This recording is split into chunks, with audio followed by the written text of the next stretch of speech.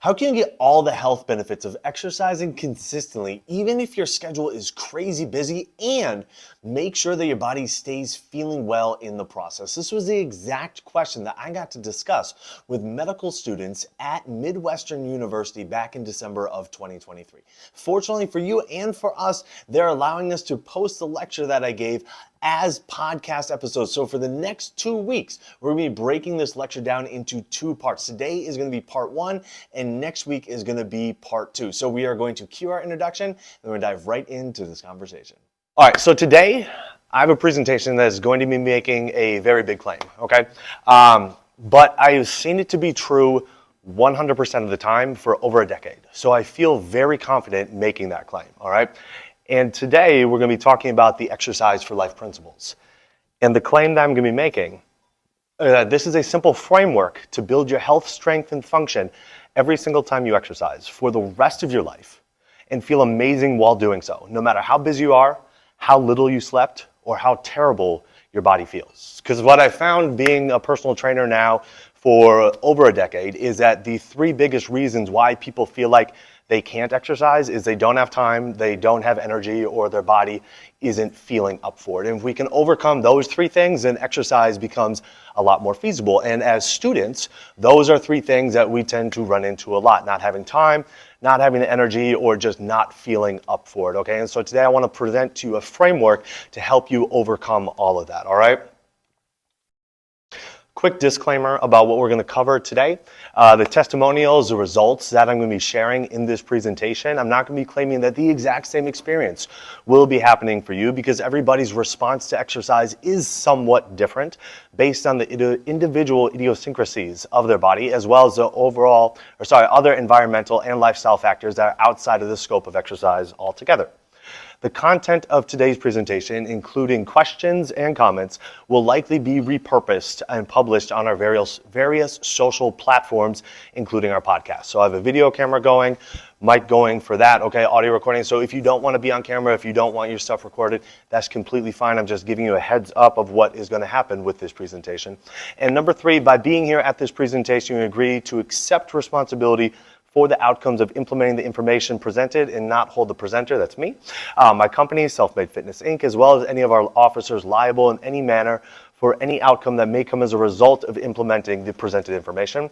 I kind of find it funny, like presenting at medical school, but always consult with your physician prior to beginning any exercise program. All right, cool. So now that we're through that, let's get into it. So just a quick show of hands. Raise your hand if you were here with us in February at my talk then.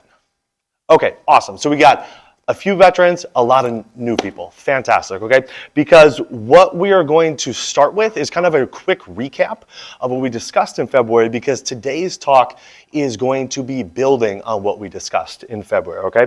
So the first thing that we need to talk about is kind of defining terms, and specifically defining what we mean by exercise. Because a lot of ideas come into people's minds when we say, oh, what is exercise? Or is this exercise? Or is that exercise? Okay, so not shouting anything out, but just in your mind, like, what do you think of when you think of exercise? Like, a lot of times people think like, oh, movement. Movement means exercise. And they'll say, okay, but what about isometrics, which are literally exercises where you're not moving? And then we'll be like, okay, well, there has to be some exertion, like you have to be sweating. Okay, well, what about sitting in a sauna? Like, are you sweating then, but is that exercise? Well, no, because you're not moving. Okay, but what if you're doing isometrics in the sauna and you're not moving and you're sweating? Then does that count as exercise? So then we'll start naming like specific activities, like running or lifting weights or walking. We'll say, well, is walking exercise? Well, I don't know. Like, if you go to the mall and you walk from one store to the next and you're carrying bags around with you, we call that shopping. But if the stores are closed and you're walking from one store to the next, we call that mall walking. And so we call one a leisurely activity, we call the other exercise. So what in the world actually is exercise? So we have to kind of overcome all this if we're going to actually talk about how exercise makes us healthier, right? So what I want to propose is that what it really all comes down to from an exercise perspective is muscle contraction. All right, that every single health benefit that comes from exercising is a derivative of muscle contraction. Heart health benefits, bone health benefits, longevity boosting, chronic disease prevention, brain boosting benefits, all are a result of muscle contraction. And so when we can understand that exercising really just comes down to challenging and contracting your muscles, now all of a sudden that can change everything once we start to implement that idea consistently within our workouts, okay?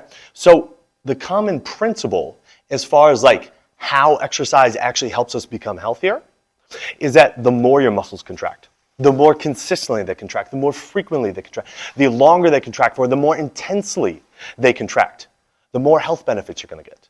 And it doesn't matter if we're talking about heart health benefits, bone health benefits, brain health benefits, longevity boosting benefits, warding off chronic disease, reducing inflammation, okay? It all comes back to muscle contraction. And that is the common principle. The more muscles contract, the more intensely they contract, the more frequently they contract, and the longer they contract for, the more benefits you get. So what I want to propose today is a new definition of exercise.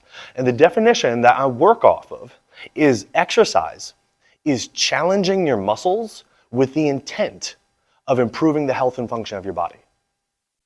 Challenging your muscles with the intent of improving the health and function of your body. Now, both of those parts are necessary, okay? The intention matters. The outcome, you might be intending to improve the health and function of your body. That may not actually happen, but if you have that intent, we can say, okay, you are exercising, but maybe not exercising appropriately for your body, but you were exercising, okay? But if you're just going about doing stuff, I don't want to call that exercise, all right? Because it's lacking the intent of improving the health and function of your body. And so, like I said, you need both of these parts. In February, we went into why that is. Today, we're going to start to build upon that and really talk about how to go about doing that, okay? So, where the mainstream fitness industry gets this wrong is the mainstream fitness industry is not focused on the contraction of muscles and rarely, despite what they may promote, is focused on the intention of improving the health and function of your body. They are far more focused on the distraction of exercise, the music, the mirrors, the hype, the energy, the just push through mentality. And while sometimes this can lead to more muscle contraction, this becomes an issue because the truth of the matter is more muscle contraction only equals more health benefits to a point, okay? And that point is when exercise starts to become inappropriate for somebody's body. When exercise becomes inappropriate for somebody's body, that's when muscle damage can occur. And when muscle damage occurs, that's when we see an increased inflammatory response, an increase in TNF-alpha and IL-1, a decreased health response as far as increased insulin resistance, decreased insulin sensitivity, and a decreased ability to return to exercise consistently. Literally the thing that you are doing to try to make you healthier, you become less likely to be able to do it because of how you're exercising. So the appropriateness of the exercise is a really, really big point. So the shift that needs to change, all right, or that needs to take place rather, is when we think about exercise and thinking about it as something that's challenging your muscles with the intent of improving the health and function of your body, this truly can change everything about how we think about exercise because it shifts our mindset from everything that's going on around us while we're working out. Again, the music, the energy, the hype, the rah-rah, the camaraderie, everything like that. Instead puts it to what's going on within our body, all right? And exercise becomes about improving what's happening within our body, not just about doing the stuff that's outside of our body. And this leads us to a new question. And that new question is, how can somebody exercise in a way that has the necessary frequency, intensity, duration, and muscle volume challenge to get all of the health benefits without overdoing it and breaking their body down? And it must be feasible for their schedule now and sustainable for their life long term, okay? Because once we understand this, okay. Once we understand that muscle contraction really is the key, then the entire reason for working out becomes all about challenging and contracting your muscles. But there's a fine line to balance with this, okay? And this fine line is what sends some people over the edge and gets terrible results when they're working out and keeps other people going consistently with their workouts. And so this fine line, this balance of it is what we're going to be discussing today. So we're going to start off with this idea of what I'm calling the dichotomy of exercise, okay? So the dichotomy of exercise means there are two main teams when it comes to exercise. The first team is what I'm calling the no pain, no gain team, okay? And the second team is what I'm calling the smarter, not harder team. Now, both teams have their pros, both teams have their cons, both teams have their limitations and issues. The no pain, no gain team, this is what we're talking about when we're talking about HIIT workouts, CrossFit, group classes, powerlifting, traditional bodybuilding, and even sports. This all fits under this mentality of no pain, no gain, push yourself harder, harder, harder, okay? On the flip side, we have the smarter, not harder team, which is more about like yoga and Pilates and rehab exercises and what we even consider like old people exercises, okay? Or just say, oh, I just walk for my exercise, okay? But here's the thing. It also includes trainers that are trying to act super intelligent, but ultimately sacrificing their clients' results in the name of being smart, all right? This is a huge issue. When we start thinking, okay, well, I want to be really smart about this exercise, and therefore we sacrifice the challenge, we are going to ultimately sacrifice the results of the exercise. So here's the thing.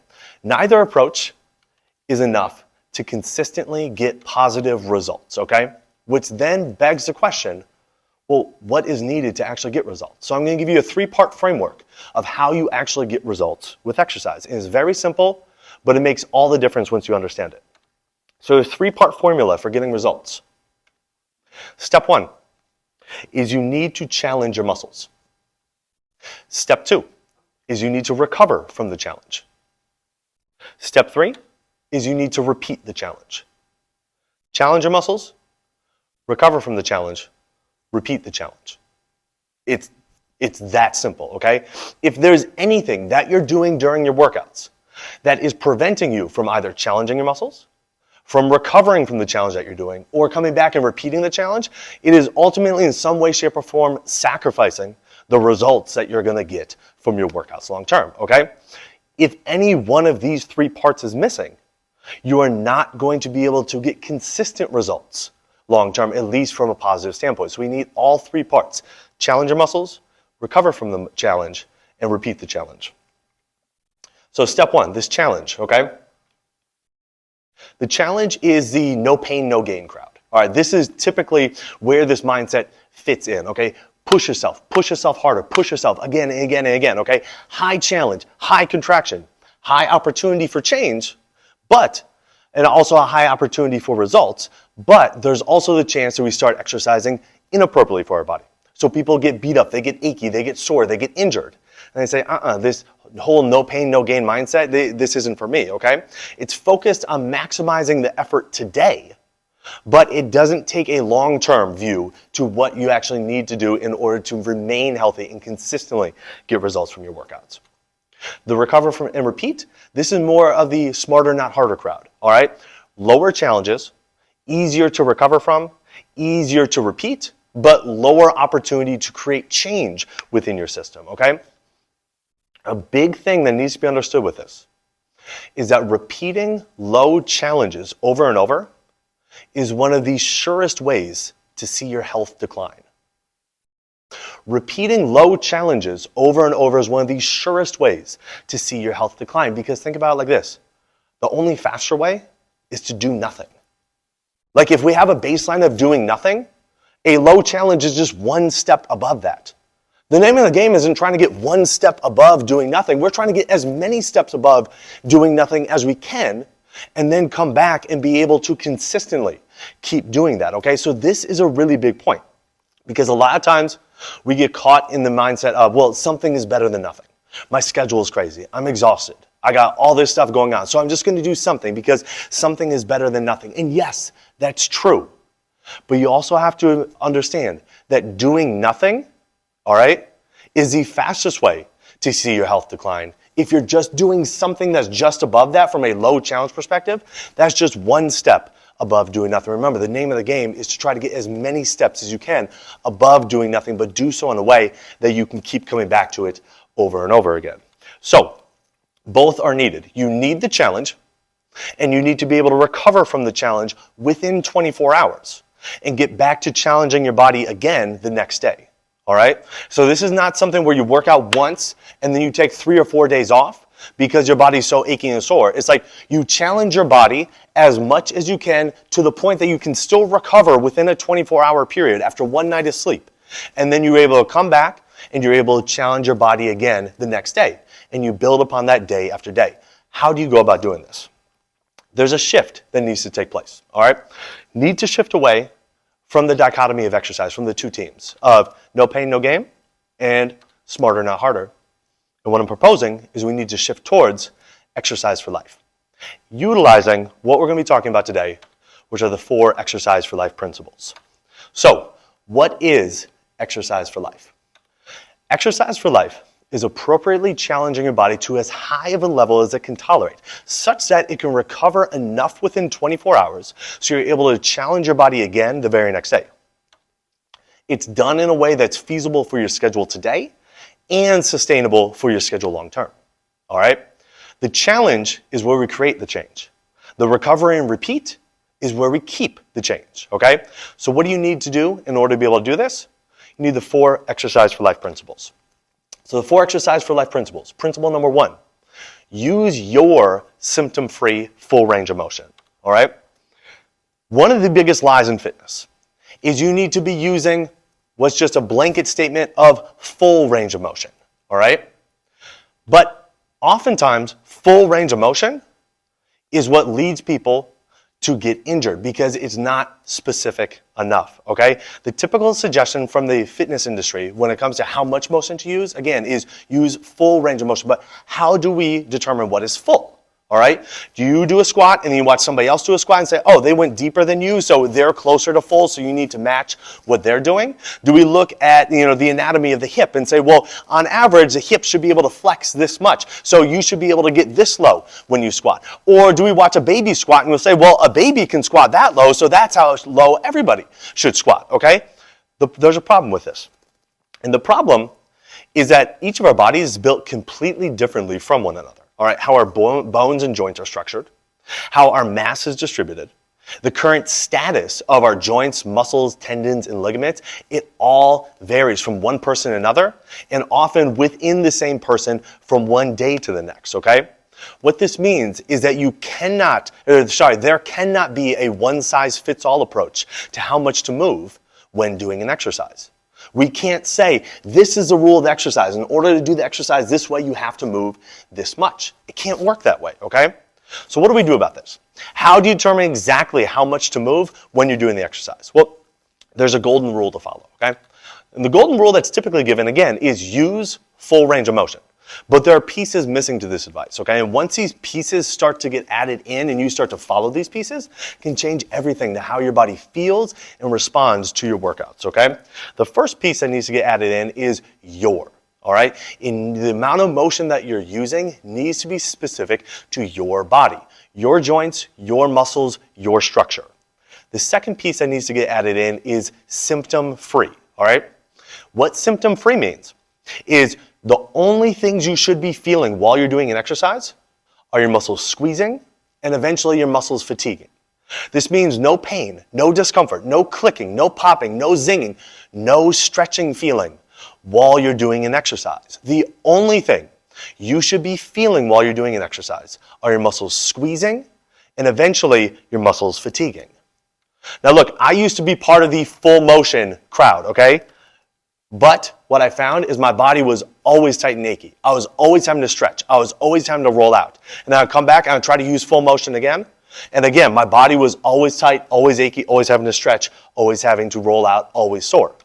And when my clients would follow this full motion thing, that's when a lot of them would feel so sore after they would come back and report, like, I was so sore, like, I couldn't even sit down on the toilet after. But it was something that they would celebrate in their mind, like, oh yeah, that was a sign of a great workout. But you know what? They never stuck with it. Even though they saw that as a really positive thing in the moment, it was never something where like, okay, yeah, I'm going to stick with this for the next year, the next 2 years, the next decade, which means the results were always very short term. But once it's switched to going from full range of motion to your symptom-free full range of motion, that's when there was no pain. That's when there was no tightness. That's when I actually felt energized and stronger and more mobile after every single workout. And my clients would feel the same way.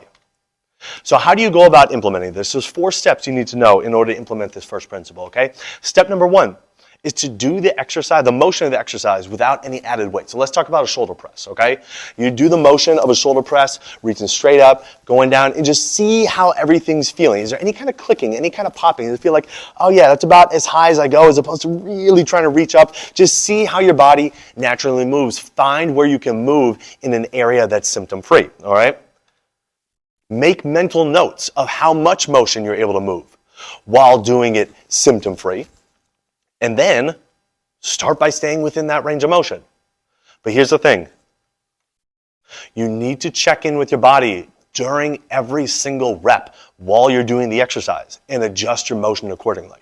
The amount of motion that you're using while you're doing the exercise should change from one rep to the next, because the status of your body is going to change from one rep to the next. So you have to be hyper aware of what your body's telling you and where you're starting to notice, my body's starting to tighten up, there's something going on. And you stay within the part of the motion that is symptom-free for you, okay?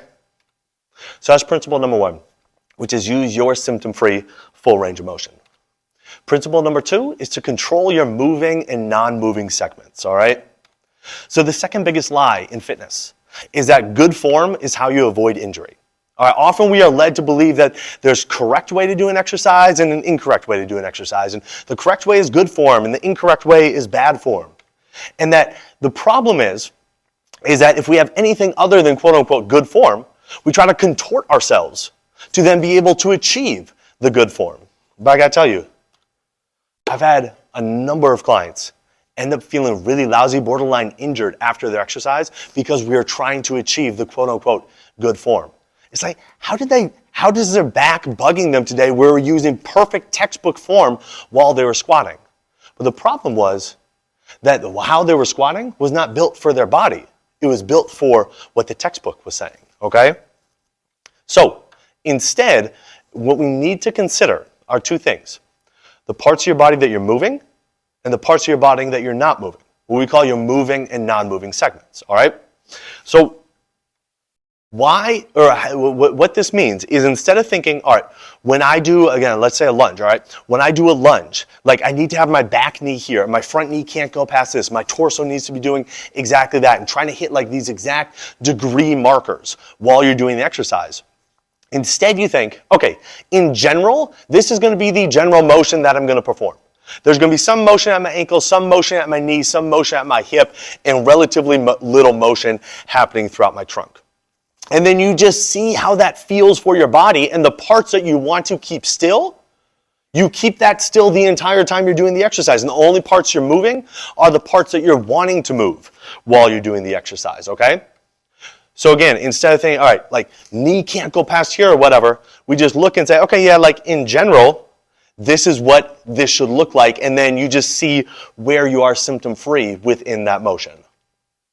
It's like the difference between saying, okay, I'm going to go and swing this golf club and hit this golf ball, and I'm going to get exactly 90 degrees rotation on the way back and exactly 135 degrees rotation on the way through. And like, that's exactly what I'm going to do every single time I hit, all right? Nobody goes and hits a golf ball like that. Because more than likely, they're going to feel, one, they're going to play lousy, and two, they're going to feel terrible. Instead, they're just going to see how their body moves and be like, okay, cool, like I'm going to move as much this way as I feel comfortable, I'm going to move back this way as I feel comfortable, okay? If you take that same mindset and approach to your exercise is going to end up feeling way better on your body, and you're going to be much more consistent with it because you're going to be far less likely to feel achy, beat up, and sore after you work out. So, how do you go about implementing? There are 3 steps to implement this principle, okay? Step number 1. Is before you do the exercise, mentally establish which 1 to 3 segments of your body and which 1 to 3 joints you are going to move during the exercise. So let's take a shoulder press, for example, again, okay? You think, okay, my shoulder's going to move, my elbow is going to move, and this whole like shoulder blade, collarbone complex is going to move while I'm doing this, okay? But my trunk should stay still, my hip should stay still, my knee should stay still, my ankle should stay still, okay? You segment that out. You're like, okay, cool. These parts are the parts that I'm moving. These parts are the parts that are going to be staying still. While you're doing the exercise, you make sure that you're not moving the rest of your body, okay? And while you're doing the exercise, you need to focus equally on the parts that are moving and the parts that are not moving. Because what ends up happening, we say, okay, just focus on the parts that are moving, is you start bringing in a whole bunch of other stuff in order to get the moving parts to move. Instead, we say you need to have half your attention on the part that's not moving and half your attention on the part that is moving, and just maintain that the entire time you're doing the exercise. Again, always checking in and staying within your symptom-free full range of motion. So that's principle number 2, controlling your moving and non-moving segments.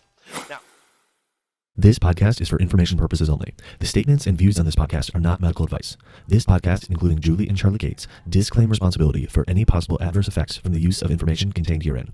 Opinions of guests are their own, and this podcast does not endorse or accept responsibility for statements made by guests. This podcast does not make any representations or warranties about guest qualifications or credibility. This podcast may contain paid endorsements or advertisements for products or services. Individuals on this podcast may have a direct or indirect financial interest in products or services referred to herein. If you think you have a medical issue, consult a licensed physician.